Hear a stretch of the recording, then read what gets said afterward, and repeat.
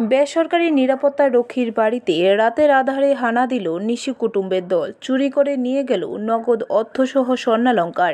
ঘটনা বিক্রমনগর হাসপাতাল চৌমুহনী এলাকায়। জানা গেছে, বাড়ির মালিক রামকুমার দাস একটি কোম্পানিতে বেসরকারি নিরাপত্তা কর্মী। গতকাল তার নাইট ডিউটি ছিল। বাড়িটি ছিল সম্পূর্ণ ফাঁকা। এই সুযোগকে কাজে লাগিয়ে বাড়ির দুটি ঘরের আসবাবপত্র তছনছ করে লুট করে নিয়ে যায় নগদ অর্থসহ স্বর্ণালংকার। চুরির ঘটনাটি নজর আসে সকালে খবর দেওয়া হয় থানায়। ফুলতলি থানার পুলিশ একটি মামলা নিয়ে তদন্ত শুরু করে। কালকে আমি তো নাইট ডিউটি একটা কোম্পানিতে নাইট ডিউটি করি।